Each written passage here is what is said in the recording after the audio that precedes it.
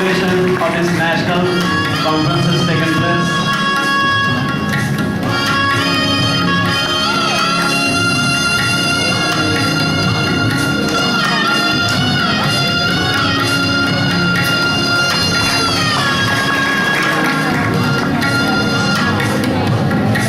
The scene is being photographed by our experts to keep all our dignitaries in the memories for a long, long time.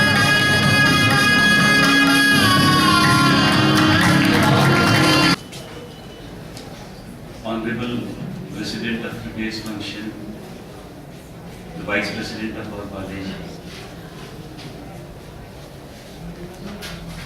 Srimati Trupti Bhavi Shah, Honorable Chief Guest of today's inaugural function, Dr. B.M. Hirdekar, former Controller of Examination, Shivaji University.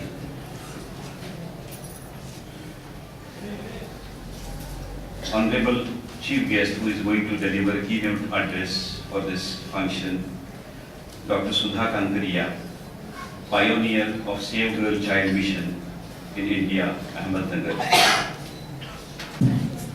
Special invitees, resource persons, participants, students, my colleagues, press reporters.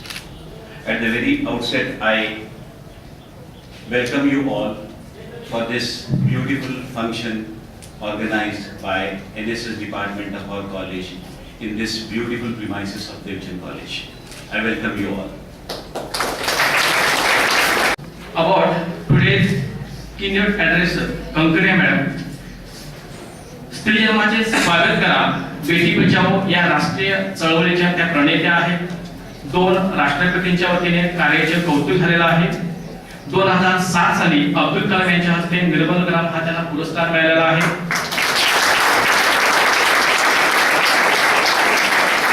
राष्ट्रपती प्रतिभाताई पाटील यांनी त्यांना शाबासकी 2008 मध्ये दिलेल्या या कामाबद्दल Europe येथे संपन्न झालेल्या आंतरराष्ट्रीय परिषदेमध्ये त्यांचा विशेष सन्मान करण्यात आलेला आहे.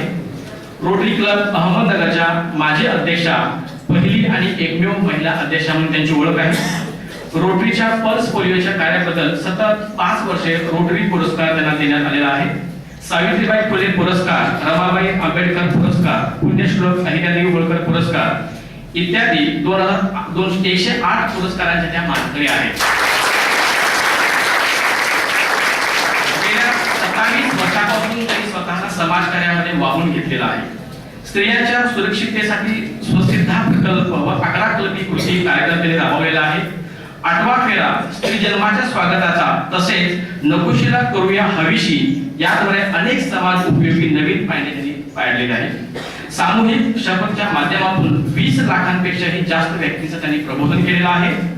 डॉक्टर सुधाताई यांच्या मार्गदर्शनाखाली स्त्री जन्माच्या स्वागताचे शेकडो ठराव घेण्यात आलेले आहेत. त्यामध्ये ग्रामसभा, पतसंस्था, कॉलेज, शाळा, महिला मंडळे, बचत गट, नेहरू युवा केंद्र, नगर परिषद, महापालिका, साखर कारखाने, Rotary club, Lions club, Tanishka, Madhurangan, Sakhi group तसेच अनेक स्वयंसेवी संस्थेने सक्रिय सहभाग घेऊन ठराव केलेला आहे.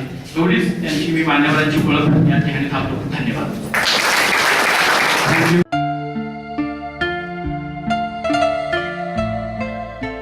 Dr. Sudha Kankaria, pioneer of Welcome Girl Child Movement and Save the Girl Child Mission.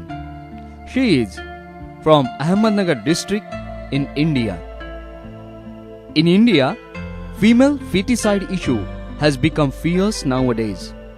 But Dr. Sudha Kankaria is doing a great job to stop such horrible thing. You must not worry whether the desired result follows from your actions or not, so long as our motive is pure, your means correct. Following these great words by Mahatma Gandhi, Dr. Sudha started this activity and done miracles. Many programs are developed to promote the Welcome Girl Child movement, just as Gram Sabha resolutions, fixed deposit scheme for newborn baby girl, 1 rupee magic scheme, facilitation of the parents of the newborn baby girl, mass pregnancy celebration, Common Oath program, and many others. Through this Common Oath campaign, more than 1.5 million people have taken mass oath to save the girl child till date. Many workshops promoting 11 project action plan are being conducted for mayors of villages, students, NGOs, judges, bureaucrats, political leaders, and for many others. Dr. Sudha also arranged many workshops for the University of Pune, which is called Oxford of the East, and many other universities in India. Up to now, 3 million of people have directly participated in this activity through these workshops. She also wrote books for the public education on this subject. The President of India, Shrimati Pratibha Patil, praised the movement on 21st August 2007. That was the most precious and boost-up movement for this activity. It is said that very few have the power to change the history of the society. Dr. Sudha is one of them, we said. In India, 7 steps are carried out in marriage ceremony. These steps means the promise or commitment for happy and healthy married life. But Dr. Sudha introduces one more step, that's the 8th oath, to welcome girl child in the family. This is the most revolutionary act by her. This concept is highly appreciated and welcomed by the society. Once Dr. Sudha found that at one district, the Nakoshi means unwanted names are given to the girls. Dr. Sudha was deeply touched to hear this, and one more activity is added in the movement. Dr. Sudha started promoting the renaming of these unwanted girls, and this act was highly appreciated not only in India but in Germany, USA, London and China. Dr. Sudha creating the mass public awareness through many public meetings, rallies, posters in social institutions and many other places. If you don't know where you are going, you will probably end up somewhere else. We always speak about, is science a curse or a boon? Many doctors, radiologists and others took advantage of the discriminatory social practice of son preference and daughter aversion. But Dr. Sudha took strong steps with Indian Medical Association and other medical institutions to stop sex determination and selective abortion. Dr. Sudha got many awards for her work, and she was doing all this from last 25 years as her social responsibility. Now, the growing number of girls is the best reward for her activity. It's our turn now to support such a great work. In the end, we say that the Lord will provide you, but you must give Him some help. Thank you.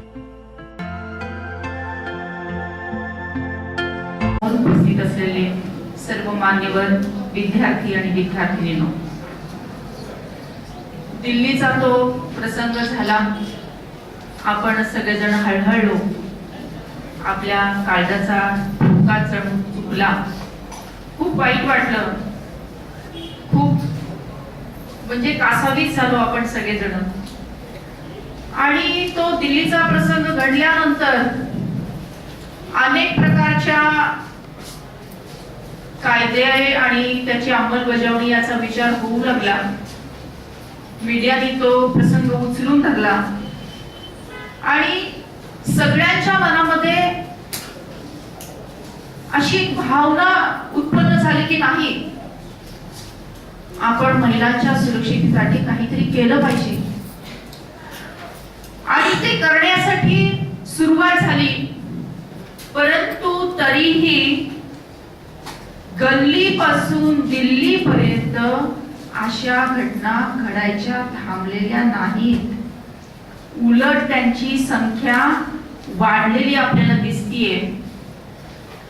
आणि हे सगळं काम होतं याच्यासाठी एक समिती स्थापन झाली आणि काही महिन्यापूर्वी त्या समितीने असा रिपोर्ट दिला की हे सगळं होण्याआधी सर्वात महत्वाचं आणि बेसिक कारण आहे स्त्री भ्रूण हत्या. आपल्याला ऐकून खूप वाईट वाटेल, मलाही खूप वाईट वाटलं होतं की गेल्या 30 वर्षामध्ये, केवळ 30 वर्षामध्ये 1.5 कोटी चिमुकल्या गर्भ अवस्थेत मारल्या गेलेल्या आहेत. शेकडो नाही, हजारो नाही, तर 1.5 कोटी चिमुकल्या गर्भ अवस्थेत मारल्या गेलेल्या आहेत. खरं म्हणजे आईचं उदर, ज्याला आपण तीर्थक्षेत्र असं मानतो, त्या आईच्या उदरातून एक जीव उमलतो, फुलतो, वाढतो आणि एक नवीन जीवन सृष्टी निर्माण करून जातो. त्या तीर्थक्षेत्र असलेल्या आईच्या उदराला स्मशान भूमी करण्याचं अत्यंत वाईट असं महापाप आपल्या आजूबाजूला घडताना आपल्याला दिसते. 1.5 कोटी चिमुकल्या आपल्या आईला म्हणतात की आई, तुझं बाबांचं, आजींचं, आजोबांचं बोलणं काल रात्री ऐकलं मी आई.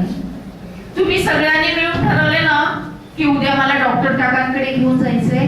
नको ग आई, नको असं करू नको ग, मला मारू नको ग, मला डॉक्टर काकांकडे घेऊन जाऊ नको ग आई.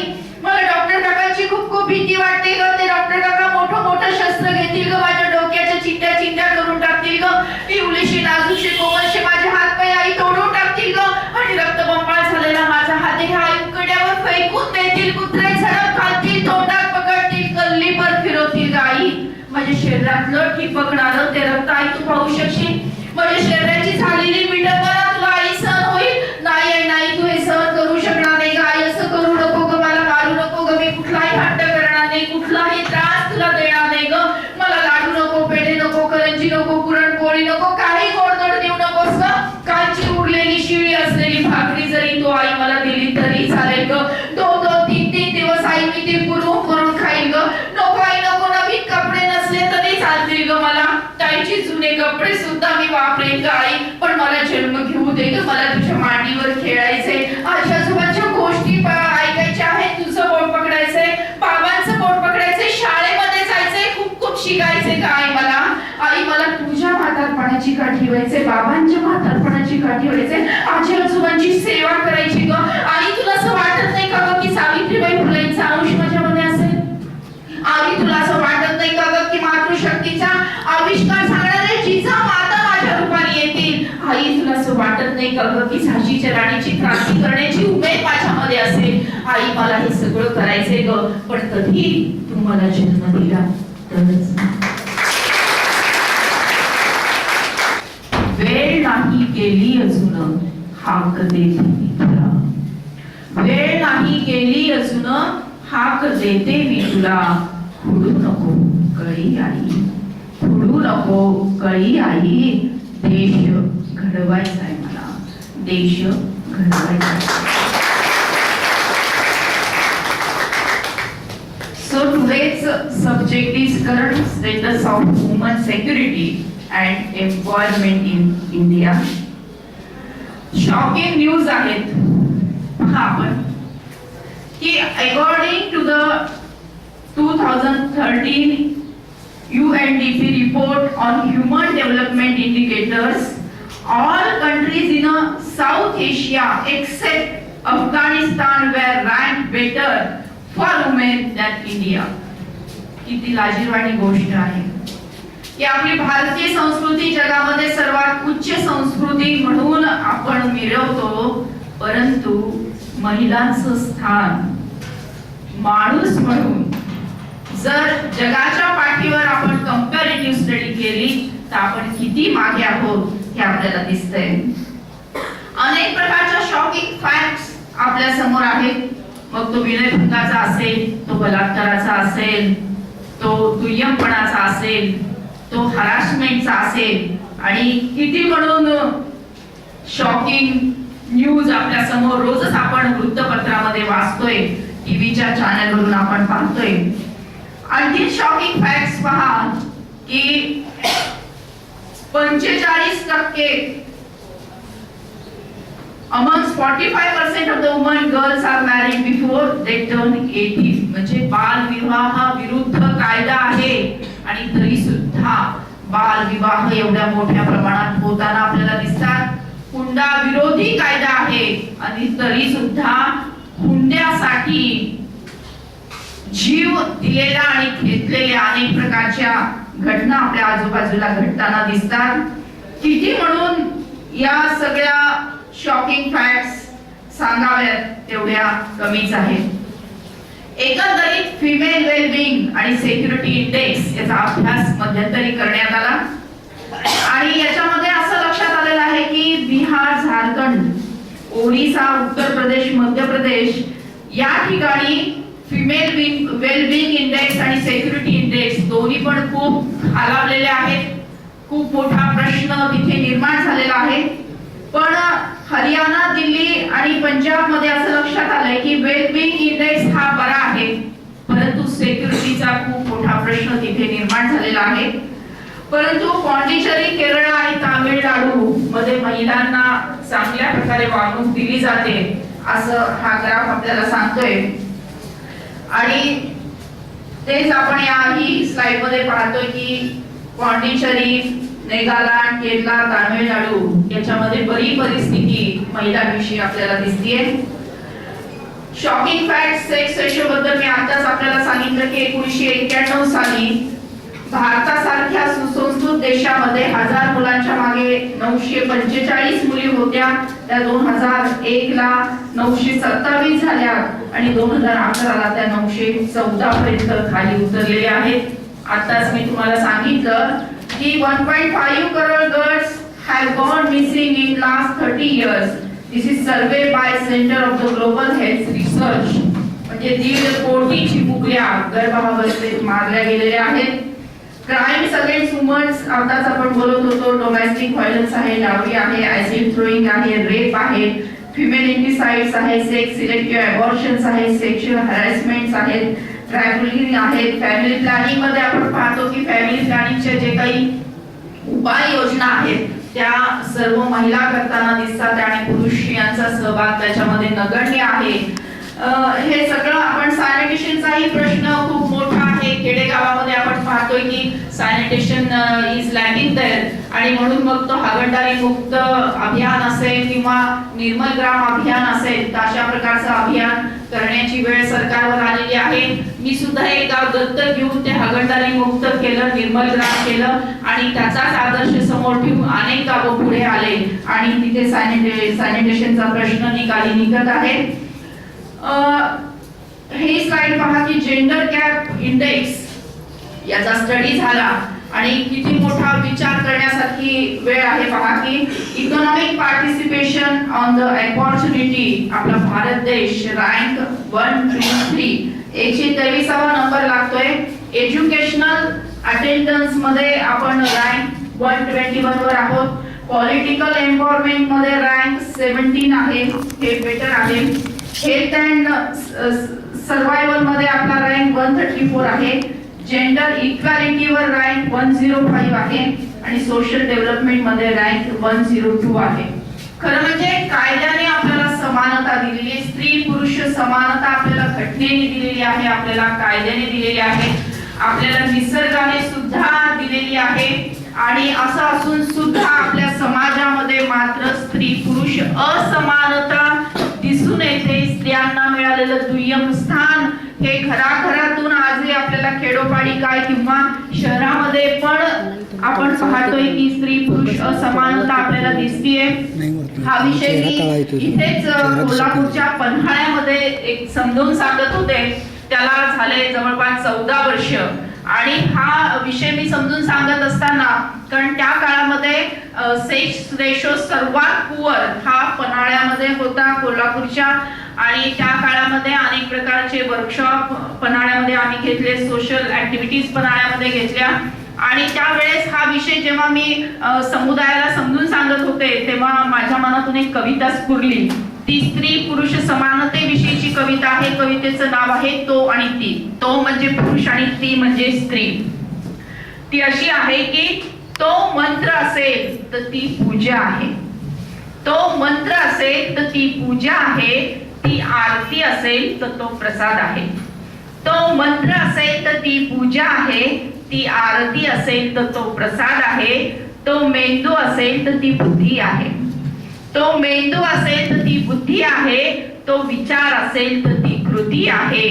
तो माणूस असेल तर ती माणुसकी आहे. तो संस्कार असेल तर ती संस्कृती आहे. तो दसरा असेल तर ती दीपावली आहे. आणि तो तिळगुळ असेल तर ती संक्रांत आहे. मंत्र म्हटल्याशिवाय पूजा पूर्ण होत नाही. आरती झाल्याशिवाय प्रसाद मिळत नाही. मेंदूमध्ये आवश्यक आहे बुद्धी. विचार केल्यानंतरच घडते एखादी कृती. दसऱ्यानंतर येते दीपावली आणि संक्रांतीचा सण तिळगुळ दिल्या घेतल्या वाचून साजरा होऊ शकत नाही. असं असतं स्त्री आणि पुरुषांचं नातं. एकमेकांसमवेत असेल तर निर्माण होतं पूर्णत्व, नाही तर ते असतं अधुरं अधुरं अधुरं.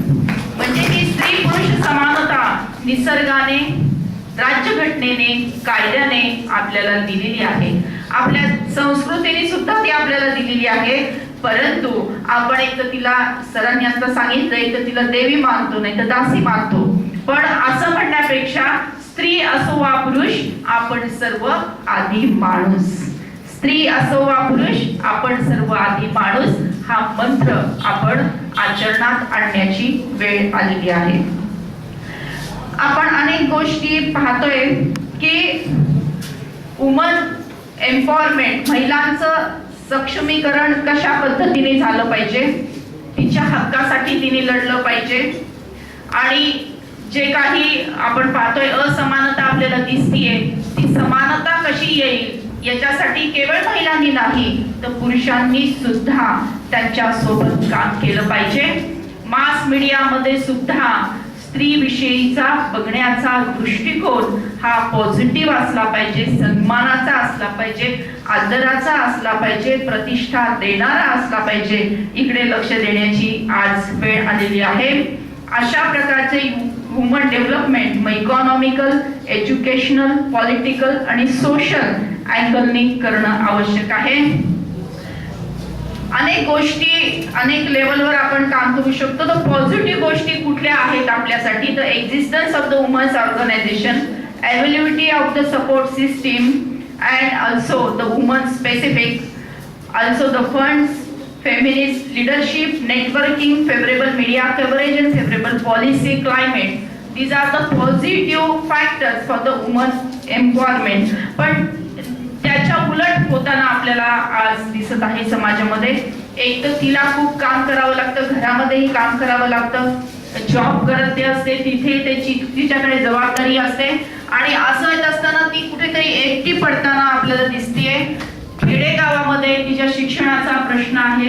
12वी पर्यंत शिक्षण जरी मोफत असलं तरी पण 8वी नंतर मुलींची गळती ही शाळेतून होत आहे, हे वास्तव आहे. आणि हे सगळं करण्यासाठी जे फंड्स हवे आहेत ते सुद्धा मिळत नाहीत, हे सत्य आहे. आणि मीडिया सुद्धा निगेटिव्ह, म्हणजे आपण पाहतो की मीडियाचा किती निगेटिव्ह अप्रोच आहे. अनेक प्रकारच्या वाईट घटना घडताना दिसतात आहे, कबूल आहे. पण त्या घटना ह्या दुसऱ्या पानावर असाव्यात, तिसऱ्या पानावर असाव्यात. अगदी पहिल्याच पानावर अशा प्रकारच्या वाईट आणि निगेटिव्ह घटना देऊन समाजाची सुद्धा मानसिकता निगेटिव्ह होण्याची भीती आपल्याला नाकारता येत नाही. जर आज असं म्हटलं जातं की आज महिला जर शिकली, ती सशक्त झाली, सबल झाली, तर संपूर्ण कुटुंब शिकू शकतं आणि समाजाची एक प्रकारची स्ट्रेंथ तिच्यामुळे वाढते. सरांनी सुद्धा आता सांगितलं की नॅशनल पॉलिसीज मध्ये नंबर 1 जी काही रिक्वायरमेंट आहे ती महिला सक्षमीकरणाचीच आहे. कुठल्याही देशाला इतिहास घडवायचा असेल किंवा कुठल्याही देशाचं भविष्य उज्ज्वल व्हायचं असेल तर महिलांना समानता मिळाली पाहिजे. त्यापुढेही जाऊन तिच्यासाठी समानतेपेक्षा उच्च दर्जाचं, म्हणजे त्यापेक्षाही जास्त थोडीशी तिच्याकडे पार्शालिटी करून तिला अधिकार दिले पाहिजे, सन्मान दिला पाहिजे, प्रतिष्ठा दिला पाहिजे. आणि यासाठी समाजाची इन्व्हॉल्वमेंट, फक्त सरकार करेल, फक्त पोलीस ते पाहून घेतील असं नसताना आपण प्रत्येक व्यक्ती म्हणून, आपण कुटुंबाचे घटक म्हणून, आपण समाजाचा एक सहभाग म्हणून आपल्या सगळ्यांचा सहभाग त्याच्यामध्ये खूप अपेक्षित आहे. राईट्स ऑफ द वुमन, आपल्या सगळ्यांना माहिती की आपल्याला कितीतरी अधिकार दिलेले आहेत, पण त्या अधिकाराचा आपण उपयोग करताना आपण दिसत नाहीये. समान संधीचा अधिकार आहे, समान वेतनाचा अधिकार आहे आणि या सगळ्या समानतांमध्ये आपणही आपलं आत्मपरीक्षण केलं पाहिजे. केवळ स्त्रियांनी नाही तर पुरुषांनी सुद्धा आत्मपरीक्षण केलं पाहिजे की आपण आपल्या सहकारी असलेल्या महिलांना या सगळ्या संधी उपलब्ध करून देतो का. Economical empowerment of the woman, आपण पाहतोय की गरीब असलेल्या कुटुंबांमध्ये त्यांना अन्नासाठी, त्यांना खाण्यासाठी त्यांच्या अन्न सुरक्षितता असणं आवश्यक आहे. त्यानंतर मायक्रो क्रेडिट्स आपण पाहतो, अल्प बचत गटांच्या माध्यमातून सामाजिक आणि वैयक्तिक अशी स्त्रियांची पातळी आता वाढू लागलेली आहे, त्याला चांगला रिस्पॉन्स मिळत आहे. त्यासोबतच आपण बघतो की शेतमजूर म्हणून 80% एकंदरीत जेवढे शेतमजूर आहेत त्याच्यामध्ये 80% स्त्रिया आहेत आणि तरी पण 5% सुद्धा स्त्रियांना त्यांच्या स्वतःच्या नावावर जमीन नाही, ते शेत नाही. ही दुर्दैवाची बाब आहे, याच्याकडेही लक्ष देणं आवश्यक आहे. लघु उद्योगांना प्रोत्साहन दिलं पाहिजे मुलांच्या, आणि त्यासोबतच महिला जिथे काम करतात त्यांना मॅटर्निटी लीव्ह व्यवस्थित मिळाली पाहिजे. कामाच्या ठिकाणी पाळणाघरं असणं आवश्यक आहे. अर्धी ड्युटी करण्याची सुद्धा मुभा त्यांना, म्हणजे त्यांच्या प्रेग्नन्सी पिरियड मध्ये असेल किंवा मॅटर्निटी लिव्ह प्रेग्नन्सी नंतर असलेल्या सगळ्या त्यांच्या डिलिव्हरी झाल्यानंतर सुद्धा त्यांच्या हेल्थकडे लक्ष देण्याची आवश्यकता आहे. आणि यासोबतच महिलांचं आरोग्यासोबतच त्यांचं शिक्षण व्यवस्थित झालं पाहिजे, आरोग्य व्यवस्थित राहिलं पाहिजे. सायन्स आणि टेक्नॉलॉजी मध्ये त्यांची इन्व्हॉल्वमेंट चांगल्या प्रकारे असली पाहिजे. वेगवेगळ्या प्रकारच्या पॉलिसीज ह्या मातांसाठी आणि बालकांसाठी आहेत. तर जसं जननी सुरक्षा योजना आहे त्याच्यासाठी महिलांना, गरोदर मातेला, नंतर नुकत्याच डिलिव्हरी झालेल्या मातेसाठी आणि त्या नवजात बालिकेसाठी अनेक प्रकारच्या सोयी आहेत, आरोग्याच्या सोयी आहेत, वाहनाच्या सोयी आहेत, ट्रीटमेंटच्या सोयी आहेत. त्या सगळ्यांचाही अभ्यास केला पाहिजे आणि त्याचा उपयोग, त्याचा लाभ आपल्याला आणि आपल्या आजूबाजूच्या सगळ्यांना कसा होईल यासाठी जाणीवपूर्वक आपण लक्ष दिलं पाहिजे. न्यूट्रिशन ऑफ द वुमन आहे, ड्रिंकिंग वॉटर अँड सॅनिटेशन आहे, housing and shelters and environment आहे. या सगळ्यांमध्ये सुद्धा आपला सहभाग असणं महत्त्वाचं आहे. पॉलिटिकली आपण मतदानाचा हक्क आपल्याला राज्यघटनेने दिलेला आहे, ही खूप चांगली आणि पॉझिटिव्ह गोष्ट आहे. त्याचा उपयोग झाला पाहिजे. महिलांनी ट्रेनिंग घेतलं पाहिजे, एज्युकेशनकडे लक्ष दिलं पाहिजे, राईट्स आपले स्वतःचे पाळले पाहिजेत, कम्युनिकेशन स्किल डेव्हलप केलं पाहिजे, अवेअरनेस सगळ्यांमध्ये कसा येईल याच्यासाठी आपण लक्ष दिलं पाहिजे. आणि हे सगळं करत असताना आपली संस्कृती जी आपल्याला सांगते आहे की असं म्हटलं जातं की महिलांच्या स्थितीवर त्या देशाची संस्कृती अवलंबून असते. महिलांच्या स्थितीवर त्या देशाची संस्कृती अवलंबून असते. कोड 1860 मध्ये अनेक सेक्शन्स आहेत की ते महिलांना सपोर्ट करत आहेत. एवढे ऍक्ट आहेत महिलांसाठी, पण ते आपण समजून घेतले पाहिजे, योग्य वेळी त्याचा आपण उपयोग केला पाहिजे. PNDT ऍक्ट आहे की सोनोग्राफी मशीनवर लिंग परीक्षण होऊ नये याच्यासाठी 1988 साली महाराष्ट्रामध्ये हा PNDT कायदा लागू झाला की आता त्याला 25 वर्ष होऊन गेले की हा कायदा महाराष्ट्रात लागू झाला. 1988 साली महाराष्ट्रात लागू झाला आणि 1994 साली इतर देशामध्ये तो लागू झाला. म्हणजे महाराष्ट्राकडे त्याची पायनियरशिप आहे. आणि तरी सुद्धा आपला महाराष्ट्र प्रदेश हा महिलांच्या स्त्री भ्रूण हत्येविषयी असेल किंवा वुमन सेक्युरिटीसाठी आहे तर तो मागेच राहिलेला आहे. यासाठी आत्मपरीक्षण करण्याची आज वेळ आलेली आहे. गोल्स आपल्याला माहिती आहे की महिलांना सक्षम करण्यासाठी एकदा महिला सक्षम झाली की देश सक्षम होत असतो आणि मानवता ही चांगली राहत असते. अनेक प्रकारच्या स्कीम्स आहेत. सबला स्कीम आहे, CSWB स्कीम आहे, national mission for empowerment of the woman आहे, इंदिरा गांधी मैत्री सहयोग योजना आहे, ICDS आहे, ICPS आहे, RMLK आहे, धनलक्ष्मी आहे, प्रियदर्शनी स्कीम आहे आणि सेंट्रल गव्हर्नमेंटच्या सुद्धा अनेक प्रकारच्या स्कीम्स आहेत. State initiative of the woman for the woman is a national commission for woman आहे. Reservation for the woman in local self government आहे. The national plan of action for the girl child ही सुद्धा चांगली scheme आपण पाहतो. परवा अनेक पेपरच्या जाहिरातीमधून तुम्ही वाचलं असेल की महाराष्ट्र शासनाने महिलांसाठी आणि लहान मुलांसाठी काय काय केलं. ही एक जाहिरात सगळ्या पेपरमधून आली होती. त्याच्यामध्ये मुलींचे भविष्य सुरक्षित करण्यासाठी सुकन्या योजना आहे. गरोदर माता आणि नवजात शिशूंना शासकीय रुग्णालयात मोफत उपचार आहेत. अंगणवाडी मार्फत गरोदरपणात, बाळंतपणात आणि प्रसूतीनंतर सुद्धा माहेरच्या ममतेने काळजी घेण्याविषयी दक्षता घेतलेली आहे.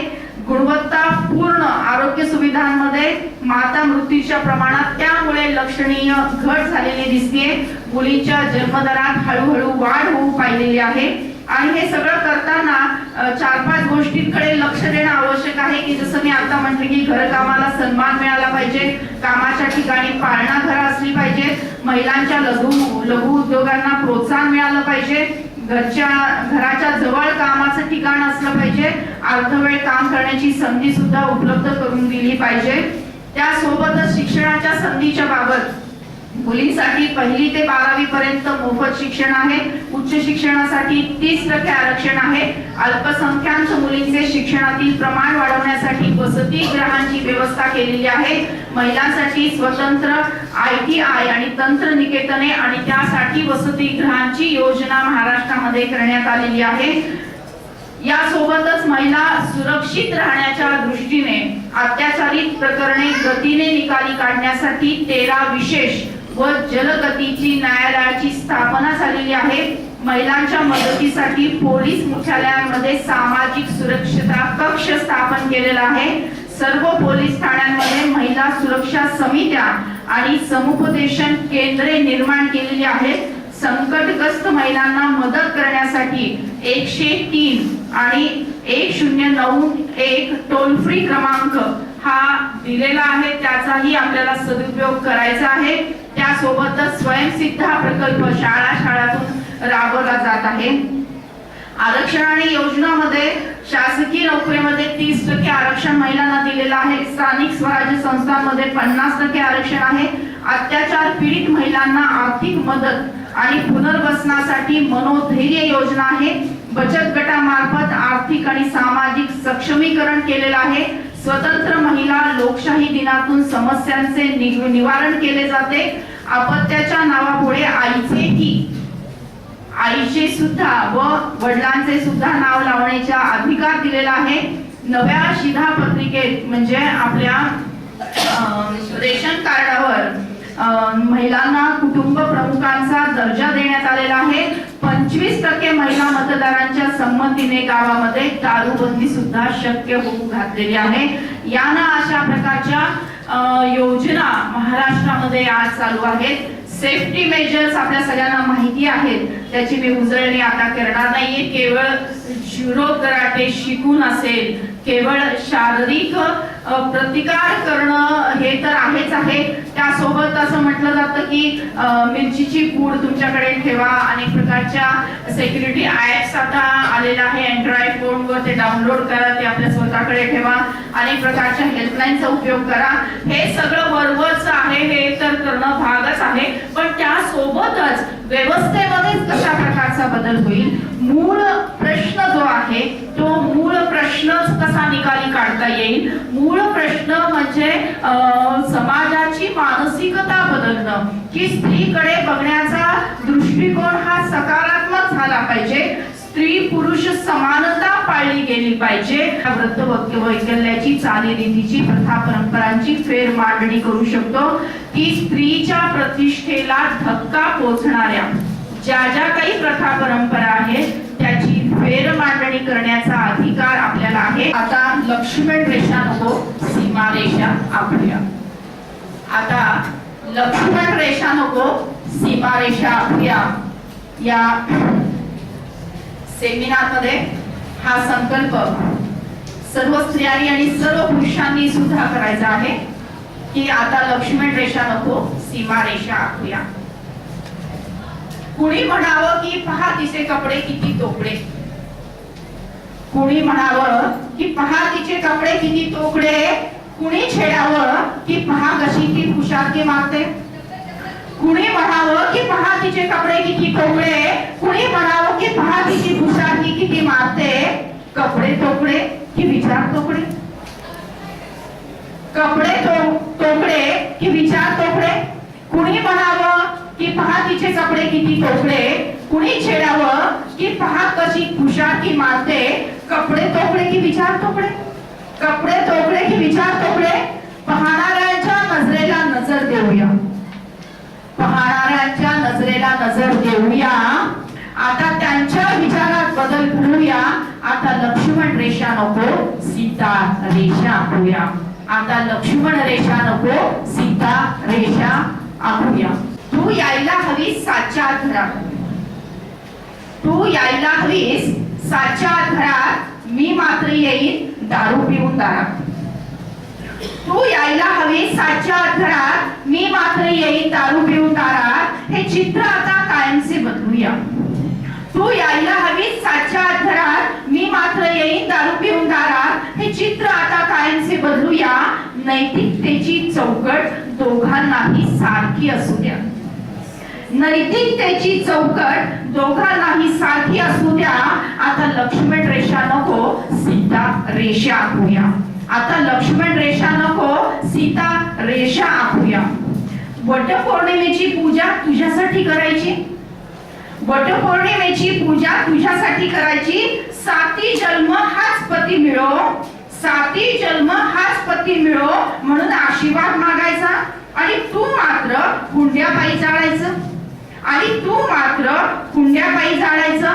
आता रीतिरिवाजांची फेर मांडणी करूया, आता रीतिरिवाजांची फेर मांडणी करूया. आता लक्ष्मण रेषा नको सीता रेषा आखूया. आता लक्ष्मण रेषा नको सीता रेषा आखूया. एकीकडे नवरात्रीचा उत्सव जोरात करायचा, एकीकडे नवरात्रीचा उत्सव जोरात करायचा. म्हणे ही तर स्त्री शक्तीची उपासना, म्हणे ही तर स्त्री शक्तीची उपासना, देवीची आराधना. आणि दुसरीकडे मात्र कट रचायचा, गर्भातल्या चिमुकलीला जन्माआधी मारायचा. आणि दुसरीकडे कट रचायचा, गर्भातल्या चिमुकलीला जन्माआधी मारण्याचा. प्रत्येक घरातील प्रत्येक स्त्री आहे खरी स्त्री शक्ती. आता स्त्री जन्माचे स्वागत करूया, प्रत्येक स्त्रीचा आदर सन्मान करूया. नको तो देवारा आणि नको ते दासी जीवन, नको तो देवारा आणि नको ते दासी जीवन. माणूस म्हणून माणुसकीने जगूया, माणूस म्हणून माणुसकीने जगूया. आता लक्ष्मण रेषा नको सीता रेषा आखूया. आता लक्ष्मण रेषा नको सीता रेषा आखूया. चांगला पती मिळावा म्हणून नवस, तोच टिकावा म्हणून नवस, तोच 7 जन्म मिळावा म्हणून नवस, मुलगा व्हावा म्हणून नवस. थांबवा आता पुरुषांचे हे कौतुक सोहळे, थांबवा आता पुरुषांचे हे कौतुक सोहळे. बदलूया आता जाचक अविवेकी व्रत वैकल्ये, बदलूया आता जाचक अविवेकी व्रत वैकल्ये. जीवनात समतेची प्रतिष्ठापना करूया, जीवनात समतेची प्रतिष्ठापना करूया. आता लक्ष्मण रेषा नको सीता रेषा आखूया. आता लक्ष्मण रेषा नको सीता रेषा आखूया. कुणी म्हणावं की पहा तिचे कपडे किती तोकडे, कुणी छेडावं की पहा कशी पुशारकी मारते. कपडे तोकडे की विचार तोकडे. पाहणाऱ्याच्या नजरेला नजर देऊया, त्यांच्या विचारात बदल घडूया. आता लक्ष्मण रेषा नको सीता रेषा आखूया. विधवा भगिनींना हळदी कुंकाला बोलवायचं नाही, फक्त मुली असलेल्या परिवाराला दोषी मानायचं. मंदिरात स्त्रियांना प्रवेश न करायचा. गर्भनिरोधक साधनांचा वापर फक्त स्त्रियांनीच करायचा. मालिका, चित्रपट, जाहिरातीत शृंगारिक हिंसक दृष्टी दाखवायची. या सगळ्या घटनांची पुनर्मांडणी करूया, या सगळ्या घटनांची पुनर्मांडणी करूया. आता लक्ष्मण रेषा नको सीता रेषा आखूया, आता लक्ष्मण रेषा नको सीता रेषा आखूया. या सेमिनारचं विचारमंथन करायला जेव्हा मी बसले आणि विचारमंथन करता करता ही कविता माझ्याकडून घडली गेली, रचली गेली आणि म्हणून या सेमिनारचं सार म्हणून ही कविता मी आपल्या समोर सादर केली. Chief guest of the today's function, keynote address speaker, Kankaria Madam, all the dignitaries, Secretary, Vice President of the management, members of the management. Just now we listened to the leader of this institute, Herekar sir, the dynamic organizer, Gaikwad sir of this event, activists and speakers before me, Ansari madam, Patil madam, both the vice principals, the teachers from various colleges. The number is very few, and the young boys and girls, NSS volunteers.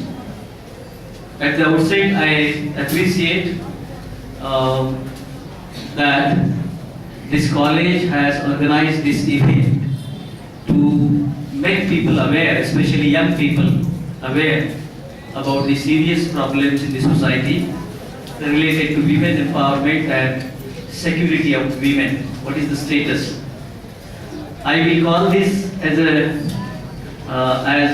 Shariram sir may be teaching his NSS volunteers there, a sensitizing program to sensitize people, make people sensible and make people sensitive.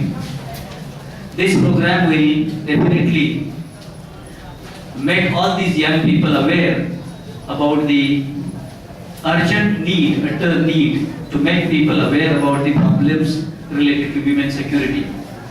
And in that direction, this unique program, I have never attended any program, national event organized by NSS department. Many programs, many national, international or even state level seminars and workshops are organized by any subject.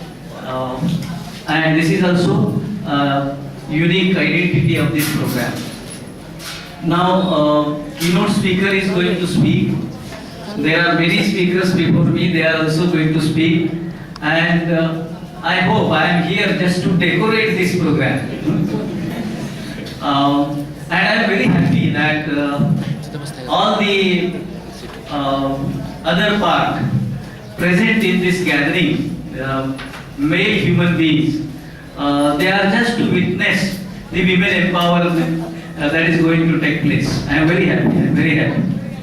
Now, just recently, many scholars, social scholars in India and abroad, they are telling us that as we fight war, as we fight HIV/AIDS, as we fight flood or famine, as we fight these disasters, in that fashion, now it is time to fight against the violence against women. Securitizing women or security of women and various kinds of activities related to that and women empowerment activities, they should be taken to the first list or first priority list in the agenda of any nation.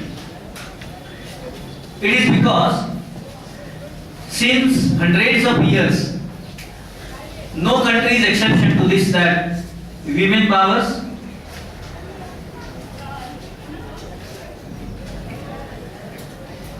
मला सूचना आलेली आहे की आपण मराठीत बोलावं.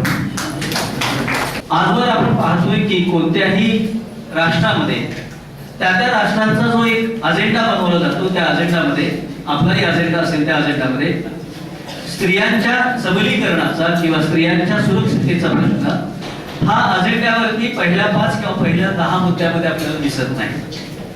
आणि मग आता आपल्याला असं वाटतं की हा विषय इतका महत्त्वाचा विषय आहे की त्याला अजेंडामध्ये वरती महत्त्व द्यायला पाहिजे. खरं तर भारतीय राज्यघटनेमध्ये समानता दिलेली आहे, पण त्याच्या पलीकडे एक गोष्ट दिलेली आहे, मॅडम माझं चुकलं असेल तर मला मध्ये मध्ये करेक्ट करा, की पॉझिटिव्ह डिस्क्रिमिनेशन करून सुद्धा, म्हणजे सकारात्मक भेदाभेद झाला तरी चालेल, पण स्त्रियांच्या उन्नयनासाठी, स्त्रियांच्या सबलीकरणासाठी घटनेने अधिक काही तरतुदी केलेल्या आहेत. म्हणजे प्रसंगी पुरुषांना अन्याय झाला असं वाटेल तरी चालेल, पण त्यांच्यासाठी काही वेगळं करण्याची गरज आहे. त्याच्यामध्ये अनेक लोकांचं योगदान आहे. पूर्वी काम केलेली आपल्याकडची सगळी मंडळी, त्यांची नावं मी वाचत नाही, आणि विशेषतः घटनेमध्ये तरतुदी करताना आंबेडकरांनी अनेक गोष्टीसाठी धरलेले आग्रह, या सर्व गोष्टी आपल्याकडे जशा आहेत तशाच पाश्चात्य देशामध्ये आहेत. म्हणजे ज्या देशांनी, म्हणजे न्यूझीलंड सारख्या देशांनी मतदानाचा अधिकार द्यायला सुरुवात केली, आणि नंतर अमेरिका, आज आपण पुढारलेला देश म्हणतो, त्या देशामधल्या अनेक महिलांना त्याच्यासाठी झगडावं लागलं मतदानाच्या. म्हणजे एम्पॉवरमेंटसाठी काय काय केलं पाहिजे. मतदान हाच एक एम्पॉवरमेंटचा मुद्दा नाही आहे. एम्पॉवरमेंट अनेक स्तरावरती आहे. म्हणजे आता सिक्युरिटीचा आपण प्रश्न बोलतो त्यावेळी where are the women and are they safe, म्हणजे खरोखर महिला सुरक्षित आहेत का, म्हणजे त्या बसमध्ये सुरक्षित आहेत का, ट्रेनमध्ये सुरक्षित आहेत का, शेतावर सुरक्षित आहेत का, कार्यालयात सुरक्षित आहेत का, कस्टडीमध्ये सुरक्षित आहेत का, तुरुंगात सुरक्षित आहेत का, म्हणजे कुठे सुरक्षित आहेत असा प्रश्न पडतो. त्यावेळी अनेक ठिकाणी स्त्रियांच्या सुरक्षिततेवरती वेगळ्या पद्धतीने आपल्याला बोलावं लागेल की त्या इतक्या आपण म्हणतो त्या पद्धतीने सुरक्षित नाही. आणि एम्पॉवरमेंटच्या दिशेने ज्यावेळी आपण बोलतो त्यावेळी एम्पॉवरमेंट टूल्स काय काय वापरले आहेत. आपल्याकडे अनेक प्रकारचे लेजिस्लेशन झाले, सतीबंदीच्या कायद्यापासून अगदी आतापर्यंत प्री नॅटल टेस्टिंग आणि त्याचा जो मिसयूज होतो त्याच्यामध्ये पुन्हा अमेंडमेंट झाल्या, राईट टू प्रॉपर्टी हा जो आहे त्याच्यामध्ये अमेंडमेंट झाल्या. पण या सगळ्यामध्ये एक पेट्रार्कल पॉलिटिक्स, म्हणजे एक पितृसत्ताक राजकारण सुरुवातीपासून असं आहे, आणि ते इतक्या स्तरावरती पोहोचलेलं आहे की सर्वसाधारण माणसाला ते कळत नाही. म्हणजे 1956च्या कायद्याची थोडीशी माहिती मी सांगतो. मॅडम कायद्याबद्दल डिटेलमध्ये बोलणार आहेत आणि त्याच्यातल्या लेटेस्ट गोष्टी मला माहिती नाही, पण जे माहिती आहे ते मी सांगतो. म्हणजे पुरुष सत्ताक अशा प्रकारचं राजकारण कसं कायद्याच्या मागे असतं. तर हा कायदा आला त्यावेळी असं होतं की कुटुंबामध्ये मुलगी असेल तर तिला काही तिचं देणं लागत असेल ते द्यायला पाहिजे. पण त्यावेळी असा एक समज होता, आणि अजूनही तो आहे, की तिच्या लग्नामध्ये हुंडा दिला, भरपूर खर्च केला, तिला दागिने दिले, पाहुण्याला काही भेटवस्तू दिल्या, म्हणजे तिचं देणं तिला दिलं. आता परवा मी माझ्या एका दुर्दैवाने नातेवाईकांची बिल बघितली आणि त्याच्यामध्ये सरळ त्यांनी वाक्य लिहिलेली आहे, तिच्या लग्नात यथासांग जे काही रिवाजाप्रमाणे आवश्यक ते आहे केलेलं आहे, त्यामुळे तिला मी काही यात लिहित नाही आणि 2 मुलांच्यासाठी मी अमुक अमुक गोष्टी लिहितोय. म्हणजे अजूनही तर हा 56च्या कायद्यामध्ये घरामधली जी मुलगी आहे, म्हणजे विवाहित व्हायच्या अगोदर तिचा हक्क असेल, विवाहित झाल्यानंतर तिचा हक्क गेला. त्याच्यानंतर मध्ये त्याच्यात काही अमेंडमेंट झाल्या, आणि त्या अमेंडमेंट मध्ये एक मजेशीर गोष्ट अशी झाली की विवाह करून गेल्यानंतर सुद्धा सांपत्ती स्थिती चांगली असली तरी सुद्धा तिला हक्क द्यायला पाहिजे. पण त्याच्यामध्ये काही वकिलांनी आणि काही न्यायाधीशांनी आणि काही तज्ञांनी असे सुंदर अर्थ काढले की हा कायदा 2004 ला झाला असेल तर 4000 पूर्वी जन्मलेल्या मुलींसाठी हा लागू नाही. म्हणजे कायदे नवे येतात, त्याच्यानंतर मग हायकोर्टचं फुल बेंच त्याच्यावरती बसलं, आणि आता म्हणजे विवाहित असो अविवाहित असो, ती घरी राहत असो दुसरीकडे राहत असो, संपूर्ण प्रॉपर्टीमध्ये तिचा इक्वल राईट असला पाहिजे या दृष्टिकोनातून कायदे आता आले. परंतु या सर्व कायद्यांचा अन्वय अर्थ लावताना आपल्या लक्षात येतं की कुठेतरी एक पुरुष सत्ताक अशा प्रकारचं राजकारण त्याच्या पाठीशी आहे. म्हणजे बेंच त्याच्यावरती चांगला निकाल देतात, सुप्रीम कोर्ट किंवा हायकोर्ट चांगला निकाल देतात, पण तो इंटरप्रिट करताना सुद्धा असा मोडून तोडून इंटरप्रिट केला जातो. प्री नॅटल टेस्ट हा जो म्हणजे प्रसूतीपूर्व अशा प्रकारची जी चाचणी आहे ती वेगवेगळ्या मेडिकल कारणासाठी आली, त्याचा जो मिसयूज आहे त्याच्यामध्ये 1-2 वेळा सुधारणा करण्यात आल्या.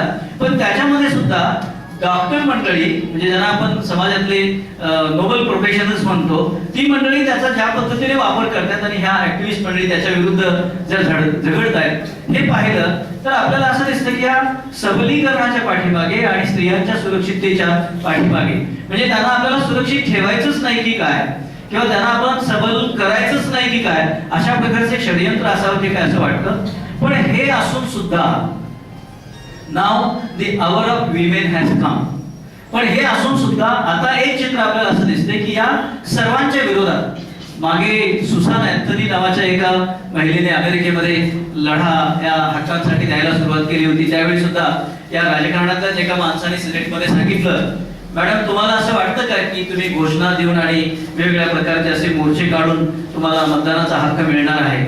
ऑफ विमेन सफरेज नावाचं खूप छान पुस्तक त्या बाईने लिहिलेलं आहे, स्वतः ऍक्टिव्हिस्ट होत्या. आणि त्यांनी त्या सिनेटमध्ये सांगितलं होतं, मॅडम रिमेंबर, तुम्ही लक्षात ठेवा, रोड टू फ्रीडम किंवा रोड टू पॉवर हा बॅलेट मधून नाही, बुलेटच्या मार्फत जातो. त्यावेळी सुसान अँथनीने त्यांना उत्तर दिलं होतं, let it be, may be through ballot, may be through bullet, we are ready for that. सगळ्यालाच आम्ही तयार आहोत. म्हणजे जो 8 मार्च आपण साजरा करतो, म्हणजे त्या दिनी 1857 ला कामाचे तास कमी करण्यासाठी, म्हणजे 16 चे 10 करण्यासाठी महिलांना लढा द्यावा लागला. तिकडे रशियामध्ये ब्रेड, प्रत्येक घरटी किती ब्रेड मिळावा त्याच्यासाठी त्यांना तिकडे लढा द्यावा लागला. त्यानंतर आपल्या हक्कासाठी, वोटिंग राईटसाठी लढा द्यावा लागला. काही अमेरिकन युनिव्हर्सिटी, ज्यांना आपण आता टॉप 200 युनिव्हर्सिटीज मध्ये सगळ्यात जास्त अमेरिकन युनिव्हर्सिटीज आहेत. जगातले सगळ्यात जास्त नोबेल लॉरेट 3 आकड्यामध्ये अमेरिकेमध्ये आहेत. पण अशा प्रगत देशामध्ये, अमेरिकेमध्ये स्त्री आणि पुरुष दोघेही एकाच विद्यापीठामध्ये शिकत असताना, एकच कोर्स शिकत असताना, काही वर्ष तोच कोर्स शिकत असताना मुलींना मात्र डिप्लोमा दिला जायचा आणि मुलांना मात्र डिग्री दिली जायची. इतक्या प्रकारचं डिस्क्रिमिनेशन या प्रगत देशातून होतं. आणि त्यासाठी अनेक महिलांनी आणि त्यांच्याबरोबर काही पुरुष आहेत त्यांनी हा लढा दिलेला आहे. आणि हा लढा देत असताना आता भारत, आपण एका टप्प्यावरती आलो, आपल्याकडे खूप चांगल्या प्रकारचं लेजिस्लेशन व्हायला लागलंय. म्हणजे ते मॅरेज रिलेटेड आहे, आयपीसी मध्ये खूप चांगल्या तरतुदी आहेत आणि स्पेशल लॉज आहेत. जे प्रीनॅटल टेस्टिंग वरती असेल, डायव्हर्ससाठी असेल, डावरीसाठी असेल, सतीच्या अगेन्स्ट असेल, चाइल्ड मॅरेज असेल, असे अनेक कायदे. आणि निर्भया प्रकरणापर्यंत आपण आता आलोय. या सगळ्यामध्ये अमेंडमेंट होत आहे. पण आपल्या पुढे प्रश्न असा आहे, इज लेजिस्लेशन इनफ? म्हणजे केवळ कायदे करून आपल्याला हे पुरणार आहे का? म्हणजे या कायद्यामुळे स्त्री सुरक्षित होणार आहे का? तर मदत होणार आहे. मग नेमकं कशामुळे स्त्री सुरक्षित होणार आहे, एम्पॉवर होणार आहे? म्हणजे सेल्फ रिअलायझेशन महिलांना व्हायला पाहिजे, एज्युकेशन मध्ये त्यांचं प्रमाण वाढायला पाहिजे, हायर एज्युकेशन मध्ये प्रमाण वाढायला पाहिजे. आज आपल्या विद्यापीठाचा रिपोर्ट आलाय, त्याच्यामध्ये मुलांची संख्या जास्त आहे, काही फॅकल्टीमध्ये मुलींची संख्या जास्त आहे. म्हणजे वर्गात आपल्याला मुली जरी जास्त दिसत असल्या तरी एनरोलमेंट मध्ये अजून सुद्धा जी पॉप्युलेशन आहे त्या पॉप्युलेशन मध्ये 5 ते 10% फरक हा कायम राहिलेला आहे. म्हणजे मुलींच्या हायर एज्युकेशन मधलं प्रमाण आणि मुलांचं हायर एज्युकेशन मधलं प्रमाण, त्याच्यातला ड्रॉपआउट रेट जो आहे तो पुन्हा मुलींचा जास्त आहे. कारण मुलींना शिकवणं ही अजून सुद्धा एक अशी मानसिकता आहे की तिला शिकवायच्या ऐवजी तिच्या लग्नासाठी 4 पैसे बाजूला ठेवूया, असाच एक अप्रोच आहे. हे सगळे अप्रोचेस म्हणजे स्टिरियोटाइपिंग ऑफ विमेन, हे स्टिरियोटाइप रोज दिलेले आहेत. म्हणजे ती नोकरीला गेली तरी चालेल, पण तिने पगार मात्र घरातच आणून दिला पाहिजे. खर्च करायचा असेल तर पुन्हा मिस्टरची परवानगी घ्यायला पाहिजे.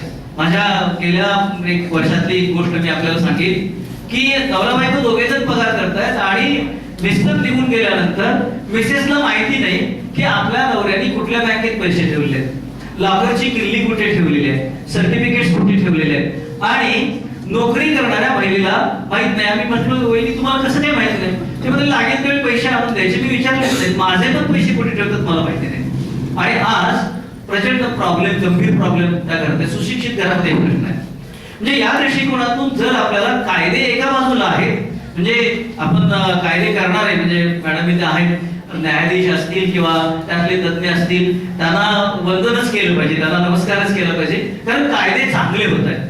पण या कायद्याची अंमलबजावणी करण्यासाठी, त्याच्यासाठी सेन्सिटाईज करण्यासाठी एक सिव्हिलाइज सोसायटी आपल्याला तयार करायची. आणि त्या सिव्हिलाइज सोसायटीचे तुम्ही सदस्य आहात. NSS ही एक अतिशय चांगली ऍक्टिव्हिटी आहे. सर म्हणाले की ते स्वतः प्रोग्राम ऑफिसर होते. आता विद्यापीठामध्ये जे जे प्रिन्सिपल्स आहेत त्यातले बरेचसे प्रोग्राम ऑफिसर होते. म्हणजे NSS is really a platform to go ahead. खूप चांगली. मला माझ्या प्राचार्यांनी शिक्षा म्हणून NSSचं काम दिलं होतं, पण मी खूप आनंदाने केलं. हा जो प्लॅटफॉर्म आहे हा लोकांना सेन्सिटाईज करण्याचा प्लॅटफॉर्म आहे याचं कारण आपल्याकडे अजून सुद्धा म्हणजे पाश्चात्य देशामध्ये असेल किंवा आपल्याकडे सुद्धा असेल, अजून काही विद्वान आपल्याकडे आहेत. पाश्चात्य देशामध्ये एक दोन विद्वानांच्या गोष्टी सांगतो तुम्हाला मी, की रुसो नावाचा एक विद्वान होता. अतिशय चांगलं लेखन त्याने शिक्षणाबद्दल केलंय, उत्तम ग्रंथ लिहिले. पण त्याचं एक कोटेशन आहे, a cultured woman, educated woman is a plague to her husband and children. म्हणजे ज्या रुसोचा आम्ही शिक्षणामध्ये अभ्यास केला, खूप चांगलं लेखन त्यानं लिहिलेलं आहे, मुलाला शिकवावं कसं. पण रुसो असं महिलांच्या बद्दल का म्हणतो? टेनिसन नावाचा एक कवी आहे, त्यानं तर एक कविताच लिहिलेली आहे. तो म्हणतो, for the little she and for the sword he. म्हणजे सुईसाठी ती आहे, तलवारीसाठी तो आहे. For the hearth she and for the battle he. शेगडीसाठी ती आणि रणांगणासाठी तो आहे. आणि शेवटची ओळ आहे, सगळं डिटेल नाही सांगत मी आपला. He is to command and she is to obey. Tennyson सारखा कवी हजारो ओळी ज्या माणसानं लिहिल्या, तो माणूस लिहितोय की तिने फक्त आदेश घ्यायचे आणि त्याने फक्त आदेश द्यायचे. अशा प्रकारचा प्रचार आपल्याकडे सुद्धा करणारी अशी मानसिकता असलेली आपल्याकडे सुद्धा काही माणसं आहेत. पण आता आपल्याला असं सांगायला पाहिजे की हाफ ऑफ द पॉप्युलेशन, 49% और up to 50% population, women population, better half of the world, हा अशा पद्धतीने आपण ठेवणार असू तर कोणत्याही राष्ट्राचा विकास, मानवतेचा विकास हा शक्य नाही. Women empowerment and women security, without their upliftment, without their empowerment, no nation can be powerful nation. म्हणजे सर्वच राष्ट्र आता या निष्कर्षाला पोहोचलेले आहेत की विमेन एम्पॉवरमेंट शिवाय कुठलेही राष्ट्र एम्पॉवर होऊ शकणार नाही. आणि मग आता आपल्याला चित्र दिसायला लागले. आपल्याकडे कुठल्या तरी एखाद्या इंटरनॅशनल कंपनीच्या चीफ इंद्राणी होताना दिसत आहेत, किंवा चंदा कोचर, नैनालाल किडवाई या इंडस्ट्रीमध्ये तिकडे दिसत आहेत, किंवा आपल्याकडे वेगवेगळ्या उद्योगामध्ये उद्योजक म्हणून त्या पुढे येताना दिसत आहेत. आणि आता असं सिद्ध झालेलं आहे, संशोधनावरती सिद्ध झालेलं आहे, there is no untouched field for women. म्हणजे असं कोणतंही क्षेत्र राहिलेलं नाही. Defence was suppose to be priority and monopoly of the men. तिथे सुद्धा म्हणजे आपल्याकडे इतिहासामध्ये त्या उदाहरणं आहेतच. आणि आता जी उदाहरण आहे त्याच्यामध्ये आता सुद्धा आपल्या मिलिटरीमध्ये सुद्धा एक अशा प्रकारचा अप्रोच होता, women will be recruited but they will not go to front. पण मी आता जाऊन आलो काश्मीरमध्ये, तिथे फ्रंट वरती अतिशय सुंदर काम करणाऱ्या मुली आहेत, धाडशी मुली आहेत. म्हणजे असं कुठलंच फील्ड राहिलेलं नाही. आणि वेगळ्या तऱ्हेची एम्पॉवरमेंट म्हणजे शिक्षणाला एम्पॉवरमेंट होईल, विशेष हायर एज्युकेशन. त्याच्यातलं पुन्हा प्रमाण काढलं तर प्रोफेशनल कोर्सेस इंजिनिअरिंग मध्ये कमी आहेत, लॉ मध्ये कमी आहेत, आता प्रमाण वाढायला लागले. आणि त्याच्याबरोबर आर्थिक एम्पॉवरमेंट, आणि ती वेगळ्या पद्धतीने घडते. आता केरळमध्ये उदोंबश्री नावाचा एक प्रोजेक्ट चाललेला आहे, त्याला कॉलेजच्या मुलांची पण मदत आहे. 41 लाख महिला एकत्र आलेल्या आहेत. 41 लाख महिला एकत्र आल्या. त्यांना कोणीतरी विचारलं की एकत्र येऊन काय करणार तुम्ही? तर ते म्हणाले काय नाही, आम्ही थोडी बचत करणार आणि आम्ही सबला होणार आहोत. हा 41 लाख महिला एकत्र आल्या. एका कंपनीच्या माणसाने त्याला विचारलं की आमच्या कंपन्यांची बजेट 2000-3000 कोटी असतात, एवढी बिलियन्स असतात, तुम्ही पैसे कसे उभे करणार तुमच्या प्रोजेक्टला? त्या म्हणाल्या आम्ही सगळ्या जणी आमच्या उत्पन्नातून जे काही जमा होतं ते बाजूला ठेवलेलं आहे आणि आता 2226 कोटीची रक्कम आमच्याकडे आहे आणि त्याच्यातून आम्ही अत्यल्प दरामध्ये कर्ज देतो आणि ऍव्हरेज 3 लाखापासून 10 लाखापर्यंत अशा वेगवेगळ्या उद्योग करणाऱ्या महिला, ज्याच्यामध्ये एक महिला अशी आहे की महिला ड्रायव्हर पुरवते. 25 ते 20,000 पगाराने ड्रायव्हिंग साठी, bus driver, tractor driver, car driver ही ऑर्गनायझेशन पुरवते. अशी वेगळ्या तऱ्हेची एक इकॉनॉमिक एम्पॉवरमेंट आहे, तीही आवश्यक आहे. एक पॉझिटिव्ह मेंटल एम्पॉवरमेंट आहे, तीही आवश्यक आहे. लेजिस्लेशन मधून होणारी एम्पॉवरमेंट आहे आणि सिक्युरिटी आहे, तीही आवश्यक आहे. पण त्याच्या पुढे जाऊन सर्वच समाजाची म्हणजे स्त्रिया आणि पुरुष दोघांचीही मानसिकता बदलून एक सिव्हिलाइज सोसायटी, ज्याच्यामध्ये the honour of women, respect of women and disregard for customs. म्हणजे आपल्याकडे आपली एक भारतीय परंपरा आहे की परंपरेला वंदनीय मानायचं, पण आता त्याच्यामुळे आपलं नुकसान झालंय. यंत्रतंत्रामध्ये संशोधन करत असताना किंवा स्त्रियांच्यासाठी काही विचार करत असताना परंपरा प्रमाण मारून आपण पुढे जातोय. तर आता मॉडरेट डिसरिगार्ड फॉर ट्रेडिशन्स याची गरज आहे. आणि मग स्त्रियांच्या बद्दल ज्या भूमिका आहेत त्याच्यातल्या काही भूमिका डिस्कार्ड करून आपल्याला आता पुढे जावं लागणार आहे. आणि त्यानंतरच हे सिक्युरिटी प्रोव्हिजन सगळ्या त्याच्यामध्ये आहेत.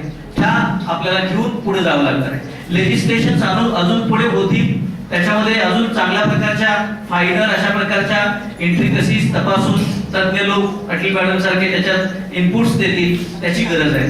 आणि या दृष्टिकोनातून आपण ज्यावेळी पुढे जाऊ त्यावेळी निर्भयासारखे किंवा विशाखासारखे जे पुढे केसेस येतात आणि त्याच्यातून जे जजमेंट पास होतात अशा प्रकारच्या केसेस कोर्टात येणार नाहीत किंवा कमीत कमी येतील.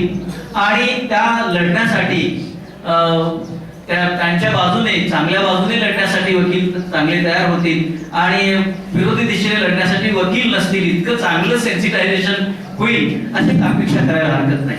पण ही ते बंद करून बंद डोळ्यांसमोर भारत मातेचं चित्र आपण आणलेलं आहे आणि माझ्या पाठीमागे कृपया उंच आवाजामध्ये ही प्रार्थना ही शपथ आपल्याला घ्यायची आहे. भारत माझा देश आहे, सारे भारतीय माझे बांधव आहेत. माझ्या या देशात स्त्री पुरुष समानता नांदावी यासाठी मी सदैव प्रयत्न करेन. स्त्री एक महान शक्ती आहे, ती अनंत काळची माता आहे. मुलगा वंशाचा दिवा असेल तर मुलगी वंशाची पणती आहे. तिचा आदर सन्मान मनापासून करणे हे माझे कर्तव्य आहे. भविष्यामध्ये मी हुंडा देणार नाही, मी हुंडा घेणार नाही, मी स्त्री भ्रूण हत्या करणार नाही, करू देणार नाही. स्त्रियांची सुरक्षितता ही माझी प्राथमिकता आहे, याचं भान मी ठेवेन. प्रत्येक स्त्री जन्माचं मी स्वागत करेन, त्याविषयी जनजागृती करेन अशी शपथ सर्वांच्या साक्षीने आम्ही घेत आहोत. हात खाली घ्यायचा आहे आणि भारत मातेचा जय जयकार हात उंच करून उंच आवाजात करायचा आहे. भारत माता की जय. वंदे मातरम.